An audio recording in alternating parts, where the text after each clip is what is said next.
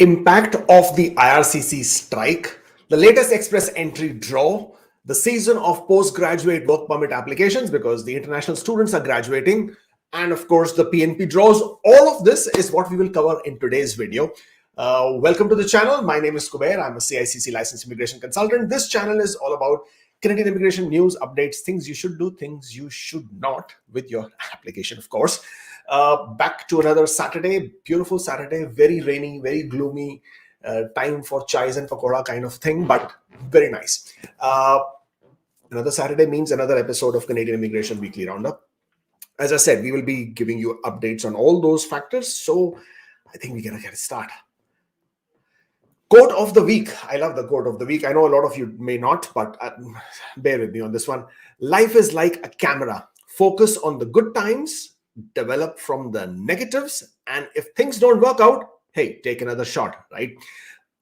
The quote is from unknown. I do not know whose quote this is, but I like this quote. I have so many quotes on my walls here. I wish I could turn it around and show it to you, but my wall that I'm facing is full of quotes, and I just frame up the ones I really like and put them up here. It's a constant reminder of when things are down, when things are not going your way. You just look it up, read those quotes, make sense to you, and then you move on. But this one is, again, quite significant to so many things in our life. It's like a camera, right? You have your phones, you have your cameras. You take a shot, focus on things that are more relevant, are more important, some things that you really want to sort of focus on, and then develop from negatives. It's okay. Sometimes things don't work out. And if they don't work out, just take another shot at it and get going, keep moving. Every time you keep moving, you're going forward. It's a forward motion that you should be most interested in. This is the Canadian Immigration Weekly Roundup. Stay up to date by connecting with us on TikTok, Instagram, Facebook, YouTube, and of course, Twitter. We will be talking about the PNP draws. And first up, British Columbia, on the 25th of April, they have invited 113 candidates through their 4 streams and in their tech draw. So basically it was an occupation specific draw. The minimum SIRS score for this particular draw was 90. And they also held a targeted draw for healthcare and childcare occupations where 55 invitations were issued. And usually those scores are on the range of about 60. So actually, even 90 is not very high, to be very honest. If you see how the grid point works for British Columbia, the only condition or criteria, if you want to call it, is that you should have a job offer from an employer in the province. So that is the most important factor there. Manitoba did a great draw. And I know a lot of you who are not connected to Manitoba, who are not really looking out for Manitoba, will not find this interesting. But I do, because, hey, numbers is all that I look at, right? So they issued 558 letters of advice to apply, LAAs as they call it. Each province has a separate one, right? Some call it NOI, some call it ITA, some call it LAA. But anyways, Manitoba calls it LAA. And they invited 558 candidates. But this also, the reason why this specific draw was very, very interesting is because they had only, the draw was only for one specific category, and that was the skilled workers overseas category. This particular stream is targeted to people who are not inside Canada, don't have Canadian work experience. That's absolutely fine. But obviously, as far as Manitoba is concerned, in order to be eligible in Manitoba PNP, you have to have some connection to the province. Could be past work experience, could be job offer, could be job experience, could be your relatives, siblings, extended relatives who might be living in Manitoba. All of that in combination give you connection to the province. You could also be invited by the province under the strategic initiative that is also going to give you a connection to the province. And all of this in combination can make you eligible under the skilled worker overseas category. The thing is that they don't usually hold this draw separately. They hold it in combination with skilled workers in Manitoba, international graduates in Manitoba, and all of that in combination. But this time they chose to invite only skilled workers overseas. And the good thing in this particular draw is because they invited nearly 600, I wouldn't say 600, but 558 people, the scores actually went down to 616. They haven't gone down to 616 for a very long time. So a big relief to so many people out there. Out of these 558 people, 344 had express entry profiles, so they would receive their invitation under the express entry stream, and from there on, which basically means once they get their nomination, they will get 600 points, and then they can come back in express entry stream and apply for the PR. The remaining some 200 odd people would have to apply for their PR under the non-express entry stream, which takes a bit longer, but hey, as long as you can apply for PR, that's what matters, right? But a good thing with Manitoba on this one, 616. I like the number because it's anytime the scores come down, you gotta love the number, right? And on that note, express entry draw also happened this week. Now, obviously, I was a bit, I was a bit jittery because with the strike that has been going on, you just did not know which side IRCC is going to, wake up on and what are they going to do. I was always of the opinion that it won't take too many people to conduct a draw. All somebody has to do is, publish the draw and obviously make a decision that they have to conduct a draw. So on 26th of April, Wednesday, they did invite 3,500 candidates within the express entry pool. And the good thing was that the scores actually dropped. And I'll tell you why that was a good thing. It came down to 483. And this was the 11th express entry draw of 2023. The last draw 2 weeks earlier was also an all-program draw, which was at a score of 486. So it was a 3-point drop. The reason why this was a good thing and that the scores drop, and obviously, sometimes I got to play a skeptic in such situations because the way the numbers are. And you know what? I'm just going to show you what I'm referring to so you have a better sense of the numbers with me. Let's quickly go to the pool breakdown. Now the pool breakdown here, and that's what you can see on your screens, 601 to 1200. It's the people who have received their nomination, 600 points with the express entry linked PNP streams. So 604 people got added there. 884 people got added with a score of 501 plus, and only 680 people got added with a score of 491 plus, which was a significant drop, almost half of what were added in 2 weeks back. And further, between 481 to 490, only 665 people got added, which was much lower than almost 2,000 some people who were added 2 weeks earlier. So, there was a very big drop in the new profiles or people who upgraded their profiles, if you want to call that, who were added into the pool within this range. And this was the biggest reason why the scores actually dropped to 483. Just to give you a bit of a look, the 2 weeks earlier, that is on the 12th of April, this was how the pool breakdown was. 481 to 490 was 2,871. Most of them had gotten added into the pool within the 2 weeks period before the last draw. 1,284 to 1,284 between 491 and 500, 1,180 between 501. So you see these numbers were significantly higher. Therefore, the scores actually jumped up to 486. And this week, well, the scores actually dropped to 483. So this is like a roller coaster ride we are on, right? The scores are going down, then the scores are going up, and the scores are going down, and then up and down again. But it's giving you everybody a thrilling ride. I wouldn't say everybody's enjoying the ride because hey, there is no consistency, there is no predictability, there is absolutely nothing here where you can say with any kind of guarantee or with any kind of assurance or with certainty as to what's going to happen in the next draw.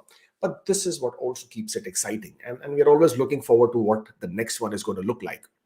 However, in my opinion, and this is only opinion, and because speculations are always opinions, right? So this is as of the 26th of April, there are 2168 plus, or rather there were, as a draw increase, 2,168 profiles that got added with a score of 491.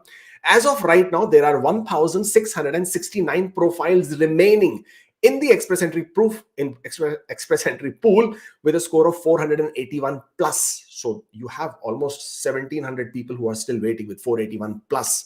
And therefore, after 2 weeks, if the scores or rather if the draws continue with the way they are, I do not anticipate the scores to drop. I actually expect that the scores might remain the same or might even go up or a point or two up. And again, this is all maths, right? It all depends. I mean, of course, the speculation I'm making is based on the number of people who will get added into the pool, number of people who will join the pool, people who will upgrade their scores, because it is anticipated, it is expected. A lot of people will join the pool now within the next 2 weeks. And the reason for that is so many people are graduating from their international studies in Canada.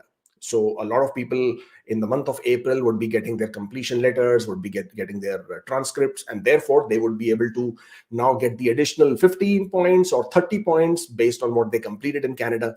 Not only that, people would have also been completing their 1 year of work experience in Canada for the people who had finished their education last year.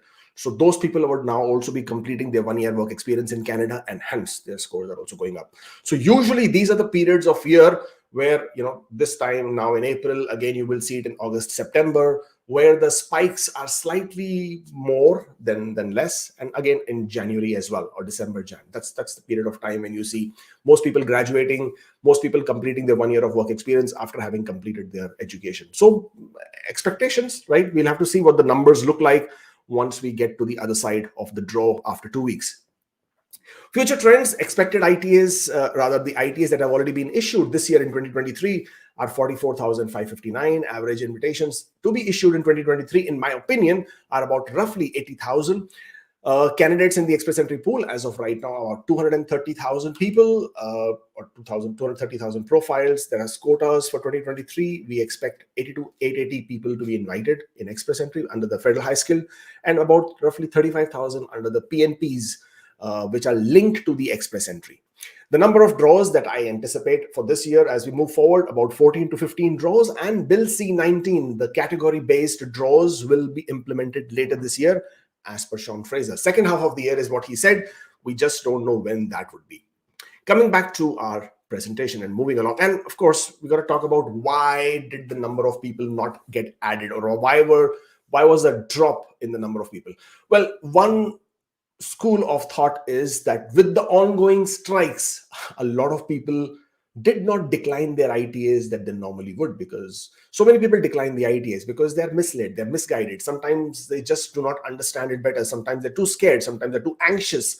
Sometimes they decline just for the heck of it because their scores might be high enough, and they think they can afford to wait because they want to wait because they have some other plans. They're preparing to come to Canada later. So many different reasons I have heard from different people for the reasons that they decline their ITAs.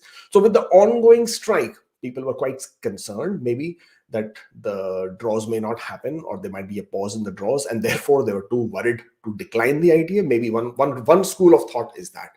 So if that is the reason, then, and if you could avoid to decline the ITA, then why the hell were you declining the ITA in the first place? Why can't you just figure out a better way of handling your application, or understanding what the consequences may or may not be? You might just be thinking there might be some negative consequences when there won't be any.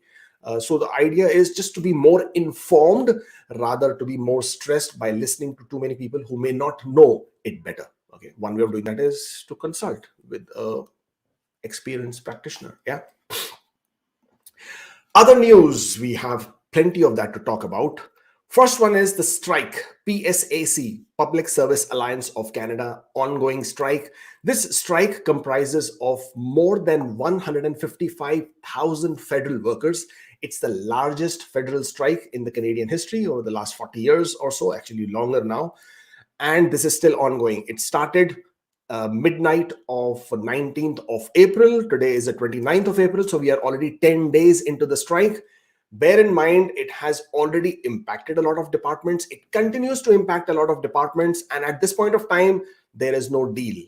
They have been coming onto the negotiating table, both sides. Mona Frontier from from the Treasury Board of Canada, and the president of PSAC on the other side, and of course their bargaining team as well. There were apparently more than 570 issues. 570 issues. Wow. And they say that most of them have been resolved except for about 4, but those 4 are the main ones. So out of those 4, that the reasons of these disruptions, do we have it? Yes, we have it here. Fair wages, better work-life balance, workplace inclusivity, reduced layoffs, contract jobs, who are they given out to, who are the contractors, and the biggest one, of course, is remote work. I think PSAC is quite hung on the fact that the workers should be allowed to work remotely from their homes, and they should not be asked to come back to the office. And that is I guess, one of the bigger reasons where the whole thing is stuck. Of course, the wages or the discrepancy in wages, as in the PSAC, the alliance is demanding a 13% wage hike, keeping into mind the inflation over the period of 3 years, whereas the federal government is offering a 9% wage hike after having received recommendation from third party PIC. I think it's from certain organizations, and obviously that's not acceptable. So we are at this point of time still stuck. Now, Sean Fraser has come back on the, he basically made a media statement on 19th of April, and he said that the full scale of disruption is not yet known, but of course, there could be some far-reaching consequences, which cannot be predicted at this point of time. But there is an ongoing understanding that the strike will have major impact. We're already seeing major impact within the processing times. For example, inside Canada, virtual landing processing has almost come to a grinding halt. Application processing is not happening in most cases, and we're talking about inside Canada. We're not talking about outside Canada. I'll come to that in a bit. So most inside Canada processing is not happening. PR card processings have slowed down. As I said, virtual landing is not happening, or rather has slowed down. By and large, application processing has almost come to a grinding halt, if not slowed down, because, as I said, most of the workers are on strike and they're not working. However, what IRCC or Sean Fraser had earlier indicated is that the staff in the international network basically means the visa offices outside Canada. So majority of the staff are available. Now, a lot of those staff are contracted, or basically those are locally hired, employees of that country wherever the visa offices are, and they perform the bulk of the analyst functions or the bulk of the review or the assessment functions, and then finally the visa officer can make a decision. So that has been ongoing, thankfully, and therefore the visa stampings are happening, though there is a bit of a delay and a lag there. That is happening. Study permit applications are being processed, but again, a bit of a delay and a lag there, but happening. Visit visa applications are also getting processed. People are getting approved, people are getting refused, as the situation might be, but that is also happening. That hasn't stopped. Yes, of course, you can anticipate a bit of a delay, but it is ongoing. It is happening. On that note, my suggestion, please do not use the new portal if you are submitting your visit visa applications. We have seen more refusals there, but the decisions come quite fast. So if you want a faster decision and you're willing to take a chance, then go with the new portal.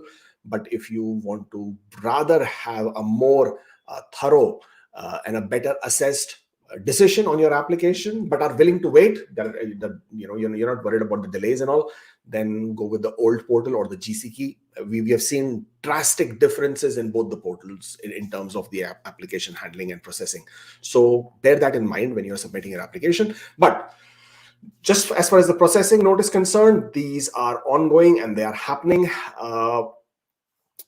If your work permit or study permit is about to expire, you're inside Canada, please do apply for extensions. There is no leeway given to you on strike.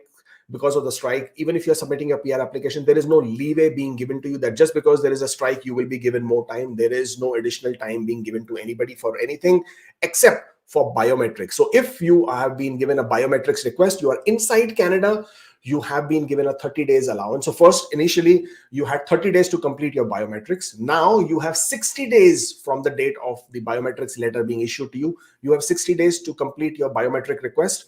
And this is only for people who are inside Canada. And if you're inside Canada, you would be able to complete your biometrics within 60 days from the time it has been issued by taking an appointment from Service Canada. So once, hopefully, Service Canada is back in the office and they're working and they're accepting biometrics request again, you will be able to take an appointment and then complete your biometrics. For people outside Canada, biometrics request continues to be regular. 30 days period of time is what you have to complete your biometrics. VACs, Visa Application Centers, or VFS, they're both operational. They are third-party agencies contracted, and therefore there is no halt or there is no problem in completing your biometrics if you're outside Canada. Immigration services that are still available, of course, and will continue to be applying online, mailing applications to IRCC, using your online accounts. All of these are absolutely working fine. If you're using any settlement services who are third-party service organizations, IRCC partner organizations, any of the health programs, any of the visa application centers, all of them are working absolutely regular, normal, no problems or disruptions there. And those are not a problem at all. Okay, so this is basically what we have in terms of the strike and what's happening over there. But I have more importantly something else to talk about, and that is this is the season of postgraduate work permit application. So we are switching now to the international students. This is the next stage in our today's stream. Now, what I'm talking about is that a lot of international students will now be completing their studies this month, April. But the reason why I'm talking about it now is because there are so many times a lot of international students don't understand the conditions of their study, or they make mistakes which can land them into very, very serious problems. So therefore, very quickly going through the conditions of the postgraduate work permit applications or their study permit conditions so that they don't make a mistake. So full-time study is allowed. So if you're studying full-time, you're in your class, you're studying full-time, there is no break, no issues, you can continue to work 20 hours per week. Regular semesters, there is no problem. So what I'm saying about 20 hours per week, these are the regular times. I know there was an exemption to work full-time. We'll talk about that in a bit. But all normal students were studying normally during their semesters. Your full-time study gives you allowance to work only 20 hours part-time off campus. Okay, part-time study during regular semester does not allow for work. So if you have, for whatever reason, it's your regular semester, but you have chosen to study part-time for whatever the reason might be, that does not give you the permission or authorization to work anymore. So you have to stop working. You cannot work if you're studying only part-time. If you're working full-time, if you're studying full-time, of course you can work. But if you're studying part-time, then you cannot work. Okay. Full-time work is permitted during scheduled breaks from college. So for example, now a lot of people, April would be the end of their first semester. Then they would be taking a scheduled break. So the next semester, or rather from May to August, would be a break, scheduled break, summer break, whatever you want to call it. And then they will be continuing their next semester in September. So for those people, you can now work full-time because this is your scheduled break. There is no problem. You can work full-time, and that is allowed. Part-time study during the last semester allows for part-time work. So now if you are studying part-time during your last semester, no problem. You can work part-time 20 hours per week. There is no problem. You can do that. But also keep in mind, when you're applying for your postgraduate work permit, part-time studies at any point of time during your study period, except for the last semester, is not allowed. So if you have studied part-time first semester, second semester, third semester, then that will create a problem for your postgraduate work permit application.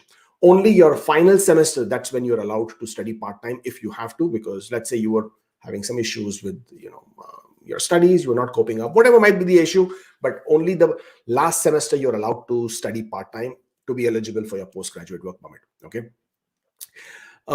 Completed studies with pending grades allow for part-time work. What does that mean? That basically means that if you have completed your studies, you have given your exams, you've finished your studies, but you haven't received your completion letter, you haven't received your official transcript. So for this period of time, you can continue working. The day you receive your completion letter, the day you receive your transcripts, that date onwards, you cannot work unless you have applied for postgraduate work permit. Please bear in mind, a lot of people make this mistake. A lot of people continue to work even after receiving their completion letter without applying for postgraduate work permit. This is illegal period of work. You are in non-compliance of IRPA. This can land you in trouble. So the minute you get your completion letter and your official transcripts the minute you get that, you need to stop working until you apply for postgraduate work permit. Okay, so this is extremely, extremely important one. What else? After applying for postgraduate work permit, full-time work is allowed, of course, which basically means the minute you submit your postgraduate work permit application and you receive an AOR, AOR stands for acknowledgement of receipt. The minute you get that, you can start working full-time. There is no problem. You don't need to wait to get your work permit. Okay. Also, in a lot of cases, you will get in your account a letter which says, which is referred to as WP-EXT, work permit extension, or whatever the nomenclature is. And in that, it will say that you can work until so-and-so date. There will be a date given 4 months later, or until the decision is made, whichever comes earlier. A lot of people get confused with this one as well. They think that they have to stop working on the date given in that letter. No, you don't have to stop working. You can continue working. That letter is only to facilitate your employment with the prospective employers, because a lot of employers do not understand the maintained status or the status that you have once you apply for postgraduate work permit. You can continue working. Once you make an application for postgraduate work permit, regardless of what the letter states, you can continue working until the decision is made on your work permit application. So until that date, whatever the decision might be, you can continue working. If the application is approved, of course, you can continue working. If it is refused, well, then we need to figure out what exactly might be the status then. But so once you have submitted your application for postgraduate work permit, you can start working, you can continue working, and that work experience is valid for your express entry for your PR application. Okay. So any period of work that you have in a valid knock from the time you submit your postgraduate work permit application, that is all part of your work experience for your PR application for your express entry. Now, graduates with their next program starting within 150 days may also work full-time. What that basically means is, for example, you have completed 1 year of studies in April now, but you want to now study for 1 more year because you want to get 3 years of work permit by studying 1 year plus 1 year studies, right? So if you choose to study from September onwards, so now you have a gap of 1 semester from May, June, July, August, 4 months. If you have applied for the next program, if you have applied, if you have gotten the admission, you have the acceptance letter, your study permit is valid, and you can apply for the extension, then in these conditions, you can work full-time, no problem. Within this period of time that you have, the time that you're waiting, you can work full-time. As I said, there is no issues with that. International students cannot work until they start their program. What this basically means is that if you have been approved with a study permit to come to Canada and you have arrived in Canada and now you are waiting to start your program, for example, your program starts in September and let's say you land in Canada in July or August, now you have 1 month to start your program. You cannot work. If you go to work, that is illegal period of work. This period of time, you can look for jobs, you can appear for interviews, you can look for houses, you can get into the orientation segments of your college and understand where your college dorms are, etc., but you cannot work. The reason you cannot work is that you're being allowed to work is because you are studying in Canada, not because you have an approved study permit. You are studying in Canada on an approved study permit that allows you to work. The minute you stop studying, you stop working. If you haven't started studying, you cannot start working. So that's where the relationship is. Please do not work in Canada if you haven't started studying or you have stopped studying. Both apply. You cannot work. Second last is work is not allowed until postgraduate work permit is received while maintaining implied status. Okay. In this case, if you are, so I know this is a bit confusing, so let me explain this in a better manner. For example, your study permit expired and then you had to apply for restoration. Now you are on an implied status, or if you're not on a restoration, but you've applied for extension of study permit. So your study permit is not valid when you're completing your studies because you've applied for extension. At that point of time, if you apply, if you have now completed your studies and if you now apply for postgraduate work permit, you do not get the benefit of implied status because your study permit is not valid in the first place. You do not get this benefit of maintained status or working while waiting for your postgraduate work permit. Therefore, if you are applying for your postgraduate work permit, please make sure that you have a valid study permit when you're applying for postgraduate work permit. Only then will you be on a maintained status. Only then will you be on an implied status to start working on the status that you applied for postgraduate. If your current status is of an extension, if you're already on an implied status that you applied for an extension of study permit, then you cannot work until you have received an approved postgraduate work permit. I hope that clarifies. A lot of people get confused with this.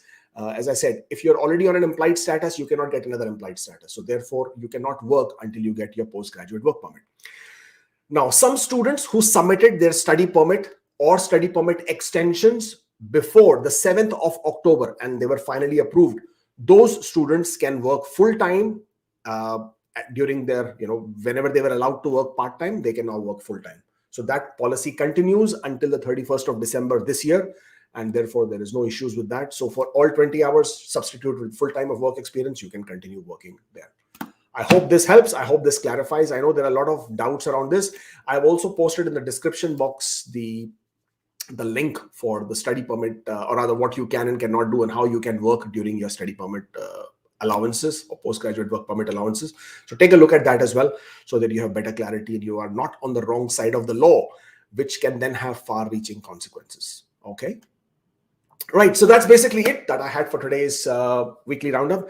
Connect with us on social media, on Instagram, TikTok, Facebook, Twitter, of course, YouTube. And while you're still here, give us a thumbs up, hit that like button so that this video goes out to more and more people. Of course, subscribe to the channel. We want to see those numbers going up. And of course, share it with your friends so that they also are better informed just the way you are now. All right, now we shall get on with the questions so we can, I know most of you are here because of that, so let's get on with that. I want to land in Montreal to stay with a family for a month, and because the flight is cheaper, can we book the flight to Montreal, then Ottawa, and abandon the second leg? I will give an Ottawa address for PR. So I'm not sure what you're trying to ask me over here, but to answer your question, you can land in Montreal. There is no problem with that, as long as you can establish that your intention is not to live in Quebec if you're applying under express entry. So that's absolutely fine. You can land anywhere in Canada, regardless of what it says on your COPR. Of course, the intention should be to go to your final destination if it is not the one that you're landing. If a person applies Bridge Open Work Permit after PR application and unfortunately PR application gets rejected, will the previous employer's specific work permit also get cancelled? If it is valid, it doesn't get cancelled. The work permits don't automatically get cancelled. You just have a new status. And if the new status is cancelled, or the new status is not approved or refused, then your previous status, if it is still valid, that continues to remain valid. Can you explain if there is any chance for rejection of study visa if I am on a dependent under mother HCCP application? Should I mention my application number in my study visa immigration form? So you are under the child caregiver program and a dependent of your mother, and you want to apply for a study visa. If you are currently already inside Canada, you can apply for the work permit, for the study permit. There is no problem. If you have been included as part of your mother's HCCP application, then also there is no problem. What you can do is you can express dual intent. You can indicate the permanent residence application and then apply for study permit. There is no problem. As far as the chances for refusal or chances for approval is concerned, that depends entirely on the application, the merit of your documentation, and what and why you're coming to study in Canada for. Karthik, thank you for the super chat. I got student visa for fall intake. Can I now apply for visit visa for my 7-year-old child to bring along with me once we are here? Will apply for study visa. Is that advisable, or can he go to school for free as a visitor? Okay, so the thing is, you have been approved for a fall intake. You have an approved study visa, but that does not give you a study permit yet. You get a study permit once you have arrived in Canada and you've started studying. Then you can apply for your spouse to get an open work permit. You can apply for your children to get study permit. If your child is already 7-year-old, and if your intention is for your child to be in Canada, and that is what you will be stating, that you want your child to come with you, then you should apply for study permit, not for visit visa. Visit visa will not be approved. A study permit would definitely have a high possibility of approval after you have your own study permit in the first place. Now, the fact that you have an approval, based on that, you can apply. Of course, there is nothing that stops you from applying, but definitely not a study visa, definitely not a visit visa. Visit visa will have a low chances of being approved, but a study permit possibility, yes. Technicality is there. You can quote your application approval details, and you can also let them know why you didn't apply together and why you're applying separately. But the better option would be to apply once you have your own study permit in hand and are studying in Canada. I'm going to apply for express entry in CEC. If accompanying spouse who's in India, what will be the process time? I'm in Canada on postgraduate work permit. Well, the average processing time is 6 months at this point of time. I cannot tell you how the strike is going to impact the processing times as of right now, but there is. So just because you are in Canada, your spouse is in India, that doesn't really impact a lot on the processing times of the application. Any chance of 478? I am not going to speculate on what chances for different scores are. You can follow the trends yourself. You can do the basic math and you would know what the chances for 478, 465, below 460s, 470s is. It's just a matter of how many invitations and how many people getting added. The less the number of people getting added, the more the invitations, means sooner the chances for any kind of score to happen, depending on what the score is. Will IELTS 1 scale retake scores be considered to EE? Yes, it will be considered, as in they will be considering the final results that you have from IELTS. 1 skill retake has not yet been implemented in Canada. I think it's already been implemented in a couple of countries in the world. I don't think everywhere. But yes, the idea is for IELTS to issue you a final report stating this is your final scores, regardless of the fact that they're allowing you to retake one of the factors. Proof of foreign education and express entry. I uploaded graduation certificates and ECA, but not transcripts. Would it be considered incomplete? Technically, it should be considered as incomplete because the requirement is that you provide your transcripts or mark sheets as well. Do FSW candidate inside Canada need to redo their biometrics if they have completed biometrics before coming to Canada on a student visa? No, your biometrics are already included in your application. So when you're completing your application, it asks you, have you done your biometrics earlier? If you say yes, then the system will not prompt you again. It should automatically update it once your application goes through the R10 stage. I'm purchasing your Hold My Hand service. It will be the most I've ever spent on anything in my life. I hope your team can help me build a strong application. Well, Jatinder, one thing I can assure you is that any questions that you ask us through our Hold My Hand services, they will be responded promptly, hopefully. And when we review your documentation, we will give you our honest feedback. The whole purpose of Hold My Hand service is that you're handling your own application. So I cannot tell you what you can or cannot do with your application. We can only give you a recommendation. Recommendation based on our experience, recommendation based on our knowledge, recommendation based on what we understand the law is. So that is one thing I can assure you as part of what we offer as services, that there will be nothing lacking from our services. But at the end of the day, you're handling your own application, so you have to make sure you do a good job of that. But from our side, I can assure you of absolute honesty and transparency as to what we are providing you and how we are and what is the reason for giving you that recommendation. But welcome to the services. Thank you for availing them, and I wish you a very speedy processing as we move forward. Another question is with regards to experience. In last 5 years, I have 2 breaks of 8 and 6 months. Otherwise, I have around 3 years continuous work experience. Is that okay? Not primary, hope it is okay. The point is, as long as you have at least 1 year of continuous work experience in at least one NOC, which is the valid NOC, which is also your primary NOC, then all other periods of work you can combine and you can use them in combination. That is not a problem. If you receive your COPR within Canada, can you travel outside of Canada with the COPR without any restrictions? Also, any kind of issue might face while coming back to Canada. Once you get your COPR, you are now a permanent resident of Canada. You can absolutely travel anywhere you wish to. Of course, you need visas for those countries. To return back to Canada, you need to have your PR card.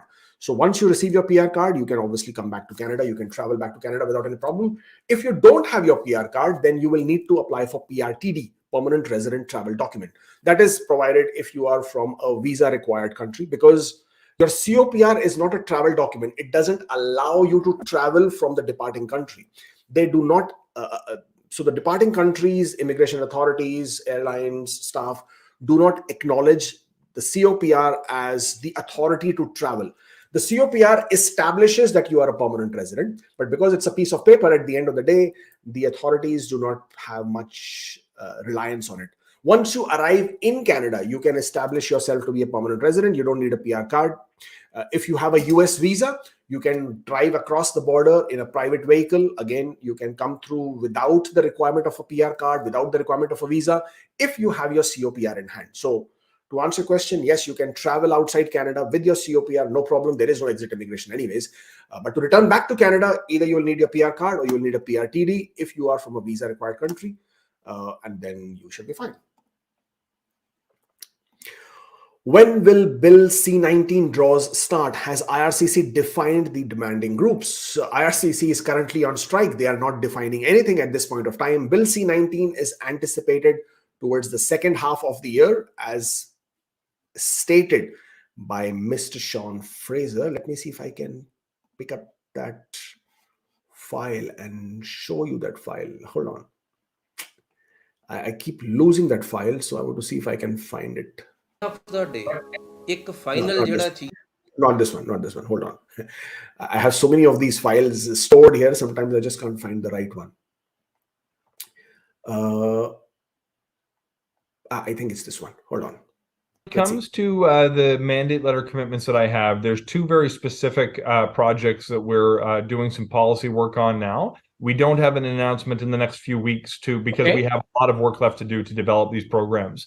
But I've been tasked by the Prime Minister to create a pathway to permanent residency for international students and for temporary foreign workers. One of the things that we need to be careful about, though, is because there's been such growth in the international student program, for example, we now have more international students in Canada in a given year than we have spaces for permanent residents in our entire immigration levels plan.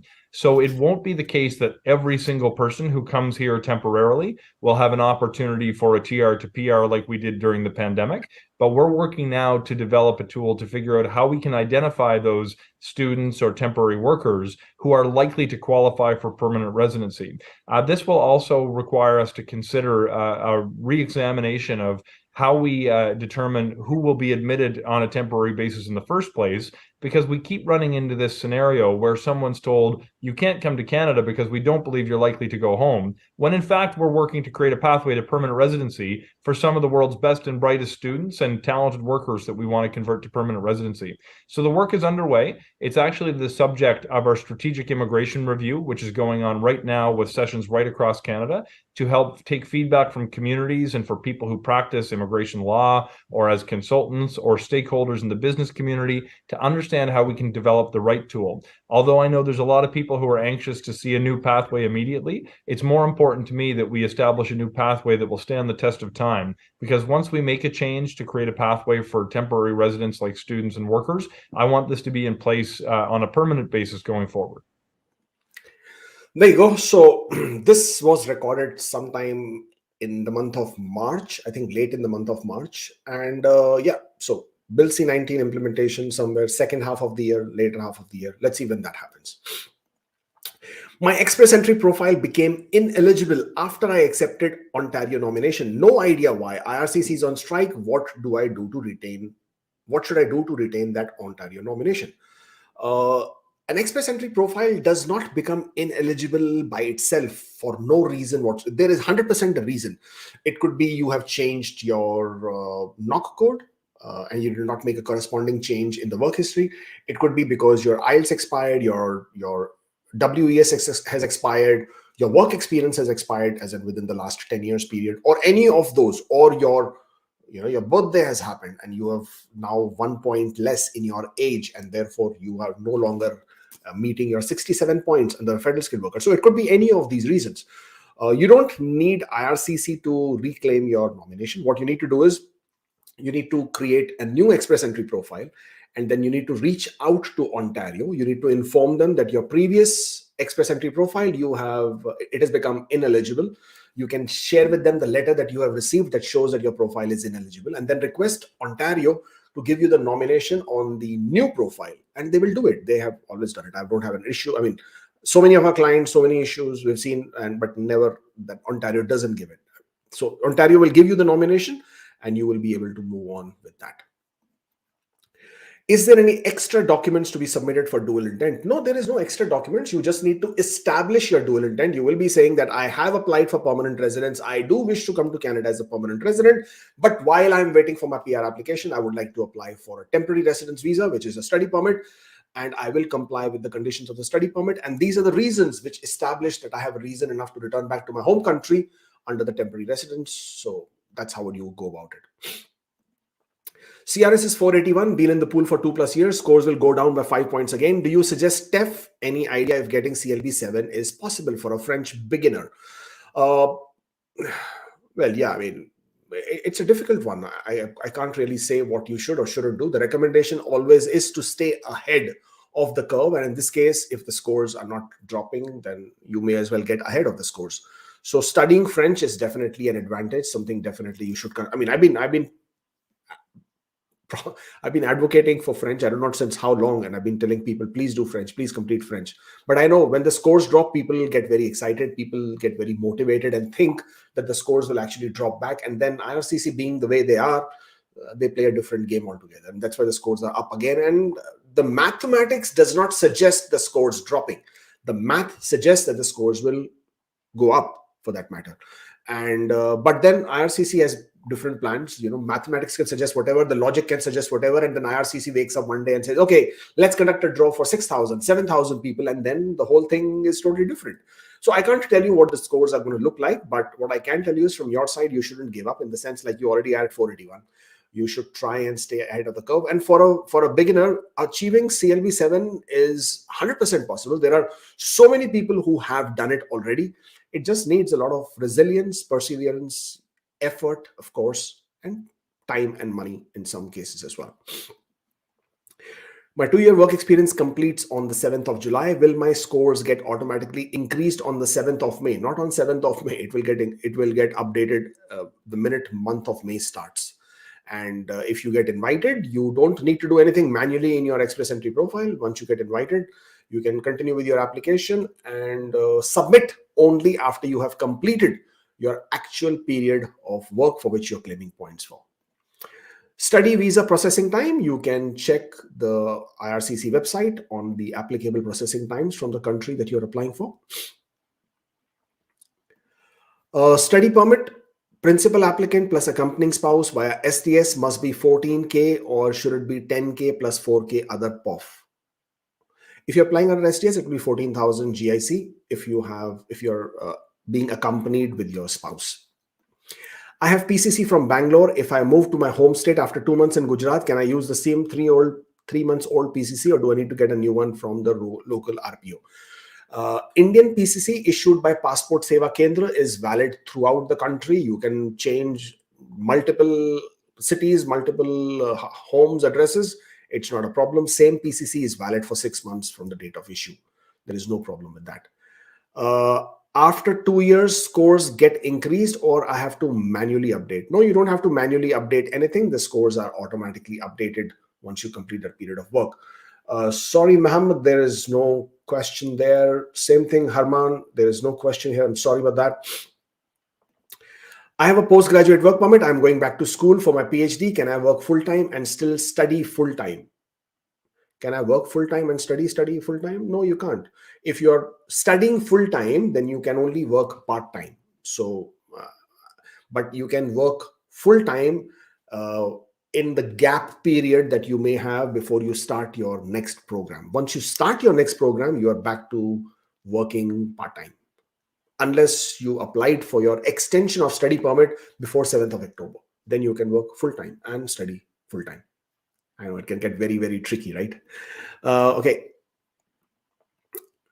How often are ITAs declined? Seems a bit unfair if you do it repeatedly. Well, I know of one person, and our call did not end in a very pleasant manner. But that guy had declined 8 ITAs. 8. I mean, and it was ridiculous for the reason that this person continued to decline ITAs. 8. I mean, trust me, I was not very pleasant with him on the call. And, but yeah, people do it for all different reasons. But you see, the thing is, from their perspective, they are thinking only about themselves, which, in most cases, it's a human nature. It's human tendency. People think about themselves. People are selfish, and you can't fault them for being selfish, because at the end of the day, first, you don't know who's declining the ITA. 2, you could possibly be doing the same thing if you were in that person's place. A lot of people decline ITAs not because they'll enjoy doing it, because there is no fun in doing it, but they are just either misguided, or they are misinformed, or they're super stressed, or they're super anxious, or they simply are ignorant.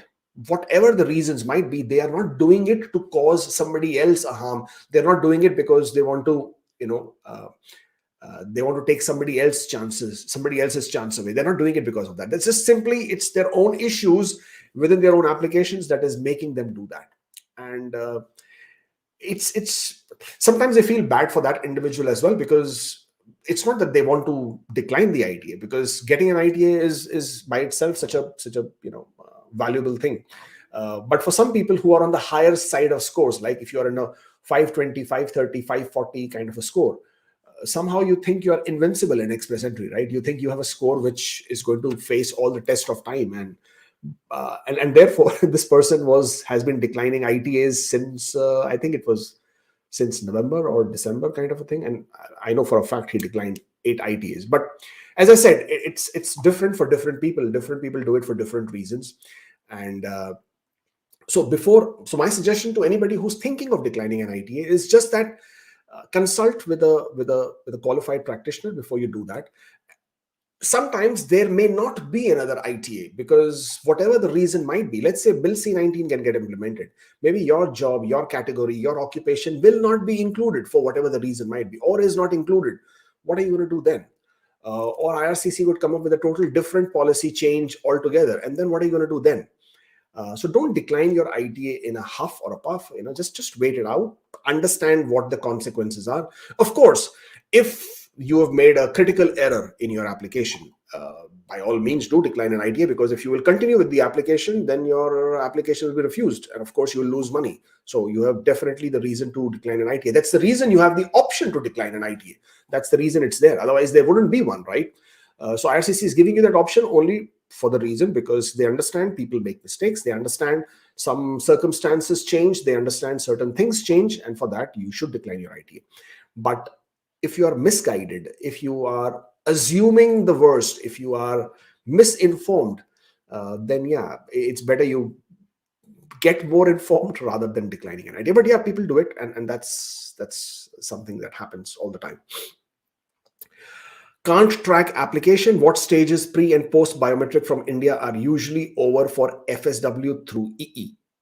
Well, all applications go through the same process. You go through biometrics, you go through the R10 stage of application completeness, you go through the medical checks, you go through the criminality checks, you go through the eligibility assessment, you go through the final review, you go through security, and then you get your approval. At any point of time between this whole process, you could go for additional reviews depending on what you have provided. IRCC may reach out to you and ask you for additional documentation if it does not comply with their understanding or requirement. My spouse application is in processing in New Delhi. If strike goes on for long, can I expect decision in my application, or I should wait until the strike ends? Well, regardless of whether you wait, you don't wait, the processing will happen as and how it happens. So you don't have to do anything. You just need to have patience and wait. From what we understand, the international network, so the foreign visa offices are still working. They are ongoing. They are processing, and hopefully yours would also continue to be in process. I have postgraduate work permit. I am going back to school for my PhD. Can I work full-time and still study full-time? Oh, now I understand your question. Yes, you can. You can do both if you have both. So yeah, if you have full-time, if you have a postgraduate work permit, you can work full-time. And if you also have a study permit at the same time for a new program, then you can also study full-time. No problem with that. I would love to answer that question, but unfortunately, I don't read. I think it's Bengali, if I'm not wrong. I think the script looks Bengali for sure. I can definitely identify that, but I don't know how to read Bengali, so I'm sorry, I can't answer that question. What are the chances of a 3-year postgraduate work permit for 16 months master's program? Well, the chances are high, but we have also seen in several cases that the chances of a 16-month work permit are also equally there. A lot of people have received 16-month work permit after having completed 16 months of studies. So first, there are two things that you need to make sure. First one is that your course load is equivalent to a 2-year program, number one. And number two is that your 16 months is actually 16 months and not less than 16 months. If you actually calculate by the date, it should be 16 months or more. If it is less than 16 months, then in several cases, we have seen people getting only 16-month work permit. I'm working full-time now, studying in Canada as part of IRCC relaxation to work full-time. In this experience should be considered for CEC application category in future. No, any period of work while you are not authorized to work in terms of a work permit, then you cannot claim that period of work for work experience. So what you have is a provision to work full-time. That is a provision given to you, but that does not get you the provision to claim points under the PR applications or express entry because you are on a study permit. I'm FSW in India. My wife is in Canada on work permit. Because of this, she is not accompanying. Is it valid? I'm good with non-accompanying spouse profile as I have already declared married. Well, you could give any number of reasons whether she's in Canada or not, whether she's in Canada or not in Canada, that does not really matter. I know a lot of people have this anxiety or anxiousness around filing your application for spouse being in Canada, but you submitting your application as spouse non-accompanying. All you need to do is provide a reasonable reason for them to not accompany you in your application, and that's absolutely fine. Even if she is in Canada, you can still file the application as not accompanying. I am a refugee living in Egypt waiting for a flight to Canada. I want to know if strike affects me. Thank you so much. If you have already been approved to come to Canada, then it does not impact you. If you will come to Canada and then file for your refugee claim, then the processing times can get very, very long. Yes, it may impact you then. SINP said computer science engineering is not eligible for NOC 21234. However, I have a BSc in computer science and engineering, and my concentration is in computer science. Will it be an issue? It may be an issue because your credential still states engineering. As far as Saskatchewan is concerned, engineering credentials are not considered as eligible. If you wish to take a chance, you still may be able to do that. Okay. Michael Riyadh, I'm sorry, there is no question there. Muhammad, I got ITA in CEC category, but went to India for 2.5 months. If I submit my documents on 59th day, I will still be short by 4 weeks. What should I do? Well, that's a decision you have to make because at the end of the day, you will be looking at your application. However, I must inform you that any work experience outside Canada is not Canadian work experience. Even if you are paid in Canada, even if you are paying taxes in Canada, even if you are being paid in Canadian dollars for the Canadian employer, if you are physically not in Canada, that is not Canadian work experience. And obviously, if you haven't completed the required amount of Canadian work experience, and if you're claiming points for it, then that could be a problem. So something which you need to decide yourself and then proceed. What is the time for LMIA processing after giving advertisement? After giving advertisement, you still need to conduct recruitment efforts. You need to prepare the LMIA application, and then you need to submit. As of right now, ESDC, Employment and Social Development Canada, Service Canada, is also on strike, and therefore LMIA application processing times are impacted. Otherwise, under normal circumstances, it would take between 25 to 45 days. Maninder Singh, thank you for the sticker. Michael Riyadh, can you start working remotely for an employer in Canada if a study permit is approved but not issued because you haven't landed yet? Yes, you can. If you're working remotely for an employer outside Canada, that basically means you are not entering the Canadian labor market, and therefore you're not impacting any aspect of the Canadian labor laws. And hence, if you're working remotely for an employer outside Canada, being paid by that employer outside Canada, it's of no problem at all. It's not an issue. What is the expected time for the strike to get over? Well, it will get over only if they come to an agreement or they reach a deal, or if they enforce a back to work legislation, which is also a possibility. But these are the only two situations. But nobody can tell you when it will happen. At this point of time, the strike continues. My wife is in Canada. Oh, we just answered this question. My friend agent told him that due to the strike, passport stamping process is delayed by 2 months. Is it true? It's not true because, you see, think about it. You are saying the process is delayed by 2 months. How is that possible? The strike is only happened by 10 days. Only 10 days back the strike started. So how is it that the passport process is already delayed by 2 months? Think about it. Some people just say anything from anywhere, right? So always be more logical with these things. Can we apply for spousal work permit once we get study visa of spouse? Technically, you can, but recommendation is to do it after you have already received your study permit, which basically means you have come to Canada, you have started studying, and you have your study permit. Otherwise, the chances of refusals are quite high. Okay, I think you're answering somebody else's question here. Okay, last few questions before I scoot off. Upsmart Online says, my wife is an international student in Toronto. Myself and my daughter have a visitor's visa. Can we visit and apply for spouse open work permit and study for child when visiting Canada? Yes, to both the questions. Yes, you can do that. No problem. I'm working on postgraduate work permit. I have submitted profile in the pool. Hopefully we'll get an ITA. I'm visiting Pakistan next month. Can I do my upfront medical from here? Yes, you can. There is no problem. You can do that. Maninder Singh says, I'm expecting IT in the next row. I went to India for 8 months. Is getting PCC from local SSP fine, or do I need to apply through BLS? If you are going to be coming back to Canada and submitting your application from Canada, then you need to get a PCC from BLS in Canada. The PCC that you would have received from India would no longer be considered as eligible because it does not include your entire duration of stay. And we have seen so many applications getting refused for that.